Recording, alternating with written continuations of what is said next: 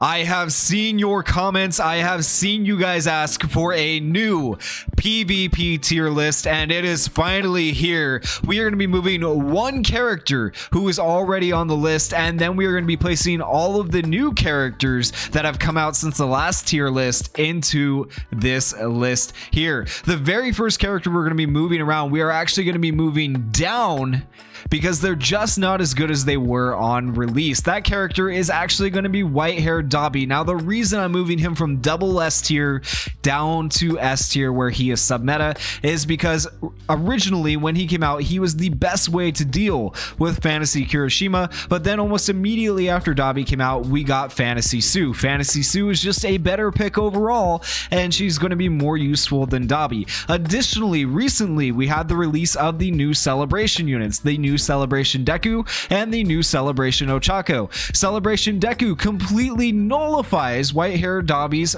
fire or flames, and so you're not even able to use his hellfire anymore, and that causes a big problem when it comes to his damage. Additionally, Dobby does speed down on the enemies, right? Well, it doesn't matter anymore if you're running a UA high student team because Uraraka does speed up for your allies, so they kind of cancel each other out, making Dobby not as useful as he once was.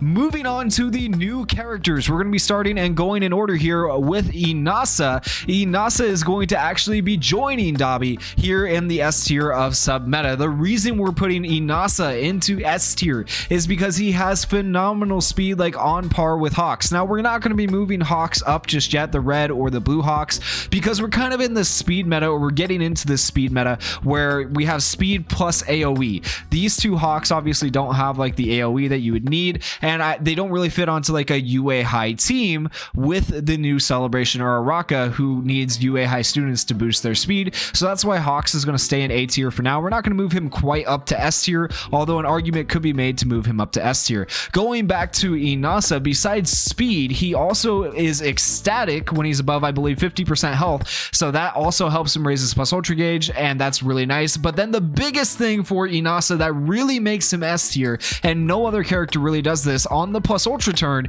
he gives your entire team evasion. And since he has so much speed, you're going to be plus ultraing with Inasa first, and that means you're going to be giving your whole team evasion, meaning the enemy team's plus ultras are probably not going to hit you unless they have bullseye, and that makes Inasa very, very good. In addition, his bleeds are massive in PvP.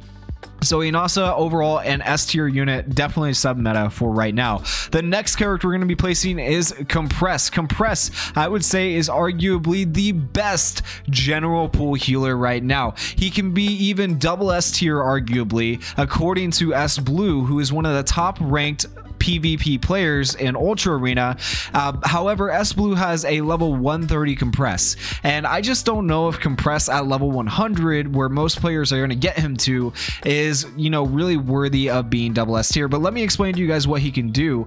He decreases the enemy hero speed, he decreases their skill impact, he decreases their defense, and he decreases their critical hit rate. All of that is massive. In addition to doing those things, he also increases the plus ultra gauge and defense of all allies. He can also allow an ally to hide and heal. That makes him an amazing support, right? But I feel like he's just not quite up there like on Fantasy Jiro's level, or on the new Celebration Deku's level, or even on Ocean Sun or Araka's level, unless you have leveled him up to 130. I am happy with putting him in S tier for now, but there is an argument to be made to put him in double S tier. Literally the best general pool healer in the game. So if you're lucky enough to get Compressed and you're lacking some of the impact vest or limited time units, he is a great option for PvP and Ultra Arena. The next character we're going to be placing is Fantasy Sue. Fantasy Sue has been a monster since she came out. Do I even need to explain to you guys why she's going in double S tier? She destroys defense comps. Defense comps no longer exist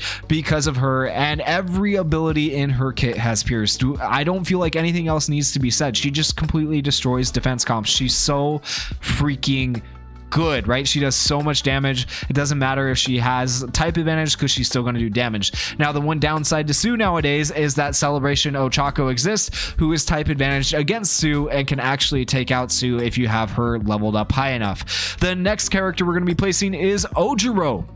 Ojiro is an interesting character. I really wanted him to be good, right? Anytime you get a new character into Ultra Impact, you want them to be good.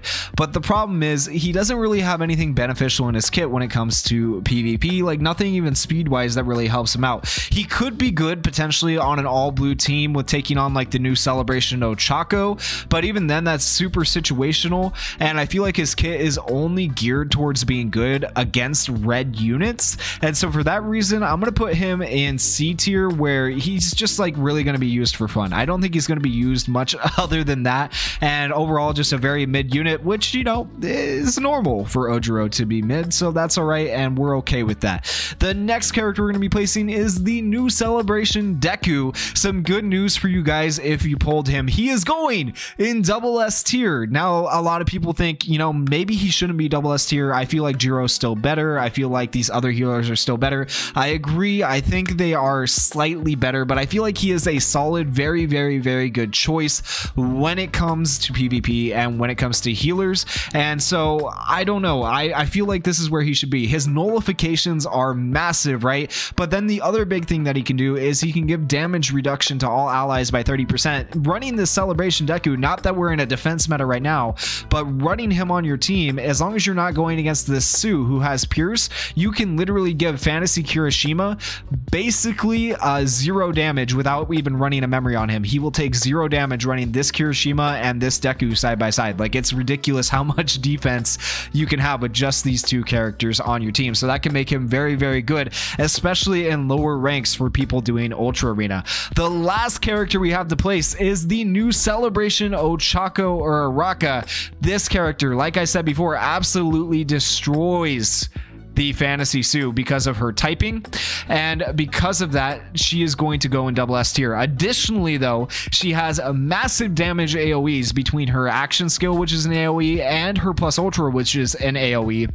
And she has 2 AoE stuns on each of those AoE moves, which is very good as well. That's another reason this Deku is so important and so good, because he can nullify those AoEs. But if you run into a team that's not running a Deku or doesn't have a character that nullifies status ailments, then those AoEs can hit and be massive for your team. Also, not to mention, she removes debuffs, so removing debuffs can get rid of their nullification potentially as well. This Uraraka is just absolutely insane. Like, it's not even a debate. And then on top of all that, you know, the cherry on the top, the icing on the cake, if you will, is that she speeds up UA high students by 25%. So that is also a massive speed up, and that helps bring us back into this speed meta. Whether I want to be here in the speed meta or not is up for debate, but I mean, what do you guys like more? Are you happy the speed meta is coming back, or do you prefer the defense meta with Kirishima? Let me know down in the comments. That is the PvP tier list for this month, guys. If you enjoyed the video, please go down there, hit that like button, hit that subscribe button. I'm trying to reach 10,000 by the end of the year, and I need you guys' help, so please help me out. Thank you guys for watching. Peace.